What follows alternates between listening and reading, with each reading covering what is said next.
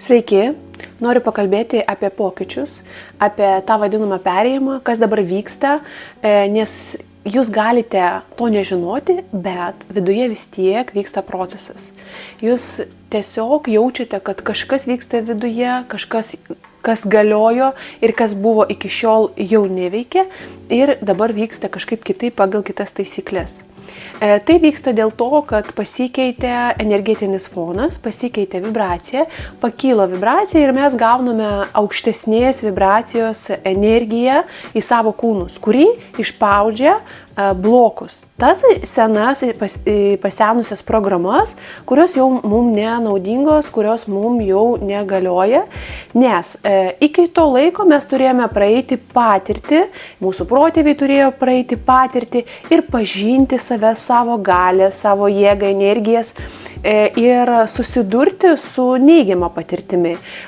Pasižiūrėti, kaip naudojant savo energiją ir galės prieš kitus, savanaudiškai, kas vyksta ir kokios yra pasiekmės. Dabar, kai tą etapą mes praėjome, dabar nuo tų sunkių karminių tokių mazgų mes turime išsivalyti, kad galėtume naudoti savo galės jau per širdį, jau visiškai su kitu tikslu. Taigi viskas, kas vyksta ir kas jums yra dabar nekomfortiška, kažkokios sunkesnės būsenos, pokyčiai, praradimai, kažkas vyksta, ko jūs negalite sukontroliuoti, nenorite, jūs esate kažkurioje būsenai, kur jau pavargote ir norite greičiau, kad tas pasibaigtų, tai gali būti depresija, gali būti, kad kažkoks darbas, kurio jau tikrai nenorite būti, bet nematote, kur galima eiti. Žodžiu, visa tai yra instrumentai, kurie ruošia jūs giliau pažinti save, eiti į save. Visas diskomfortas, ką jūs jaučiate, reikalingas tam, kad pagaliau nustotumėt ieškoti tokių bonusų, saldainiukų, meilės iš išorės, o pažiūrėtumėt į savo vidinius procesus. Nes kai žmogus jaučia diskomfortą, jisai tada pradeda dėmesį nukreipti į tą vietą, kuri jį dirgina. Nes kol mes nejaučiam diskomforto, mes galvojam, kad pas mus viskas gerai. Kam to reikia? Tiesiog pakylo vibracija. Žemės, planeta ruošiasi truputėlį kitam lygiui ir ta energija, ta šviesioji energija, jinai išspaudžia tas senas programas. Ką mums reikia suvokti, ką mums reikia suprasti? Mums reikia suprasti, kad anksčiau galiojo vienas modelis. Modelis meilės paieškos išorėje. Visas akcentas buvo į materialumą. Kokį aš turiu gražų kūną, kokį aš turiu automobilį, kokį aš turiu namą, statusą, darbą, kiek aš turiu pinigų, į išorinius dalykus. Akcentas, vertybės buvo materialus dalykas, kuris apčiuopiamas yra. Dabar mūsų perjungia į kitą lygį, į mūsų vidinės dvasinės vertybės. Tai yra, kokias energijas mes turime, kokias galės mes turime viduje, kas mes esame iš tikrųjų. Pavyzdžiui, kai gimsta mažas vaikas, ir jam kyla kažkoks diskomfortas, jis jaučia viduje kažkokią tuštumą, jam reikia užsipildyti. Pirmas, kas ateina, tai yra mama. Jinai duoda pieno, jinai pasirūpino, duoda šilumos ir vaikui užsifiksuoja, kad meilė tai yra kažkoks fizinis dalykas, kurį aš galiu padėti į savo skrandį, kur man laikinas nusiraminimas. Laikinas, aš pabrėžiu, kad laikinas nusiraminimas. Kai mama yra šalia, vėlgi aš gaunu laikiną nusiraminimą. Mamos nėra, man yra nerimas, man yra diskomfortas. Ir taip mes gyvenam visą gyvenimą. Mes bandom kabintis už materialius dalykus, kurie mums laikinai duoda kažkokį nusiraminimą. Ir tai buvo kažkada toks variklis, kuris mus užvesdavo, kuris stumė norėti, kurti kažkokius tikslus, pasiekti tų tikslų ir gauti tokį laikiną nusiraminimą ir tarsi atrodo, kad pagerėja, bet realiai viduje vidinis vaikas, siela negauna to pilno pasitenkinimo. Tu gali turėti brangią mašiną, super namą, į ten, kur svajoji visą laiką būti, bet jeigu viduje yra tuštuma ir ta neužpildyta, tu nuolat ieškosi kaip užpildyti, nes fiksacija yra, kad tik tai materialus dalykas man gali užpildyti tą mano deficitą. O deficitas tai yra energetinis deficitas. Sielai kažkada pritrūko meilės energetinė prasme. Bet atsitiko tokia fiksacija, kad meilė yra kažkas materialaus.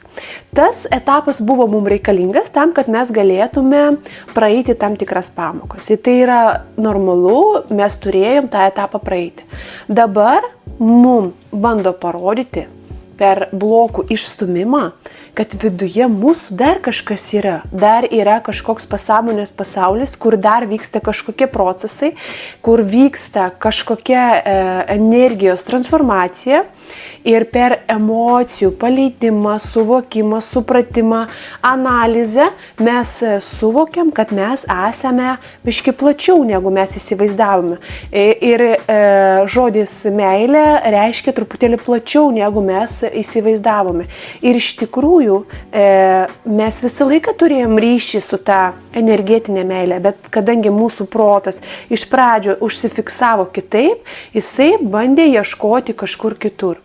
Bet ką dabar reikia suvokti, kad tas procesas perėjimo iš senų tų programų į naujas praeitų sėkmingai, sklandžiai. Tiesiog reikia suvokti, kad tą šaltinį, kur yra deficitas tos energetinės meilės, galima sakyti, kažkokio energetinio pakrovimo, tas noras kažkokios būsenos, jau mes turime viduje. Tik tai protas dar nenuskaito, nemato, nes dar nebuvo su to susidūręs.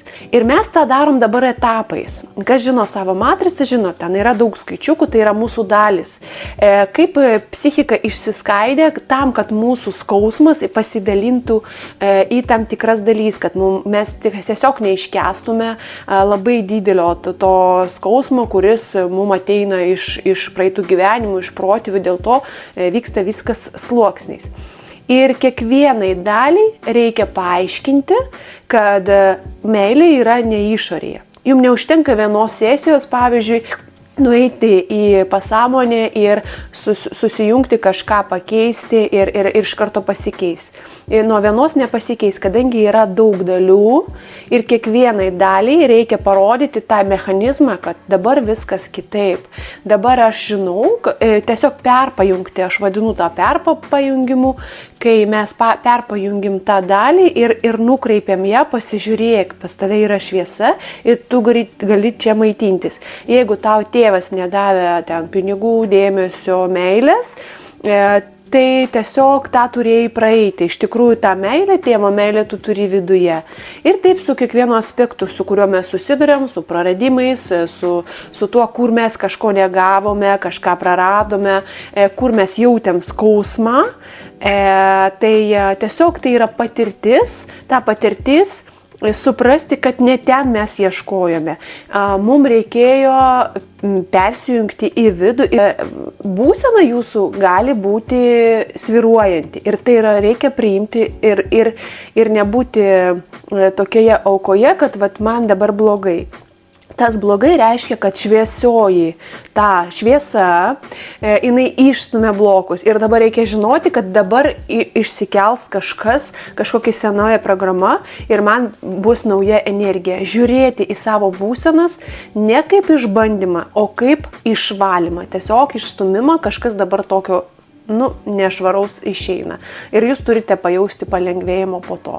Dabar tiesiog visata parodo, kad jums nereikia stengtis dėl kitų, kitiems, kad gauti meilę savo. Jūs jau turite tą meilę viduje ir jūs galite tiesiog būti ir per tos energetinius kanalus jūs užpildote kitus žmonės. Mes labai daug energijos išsitaškom įrodydami fiziškai, kaip mes juos mylime ir kad pagaliau savo gauti gražos kažkokios padėkos,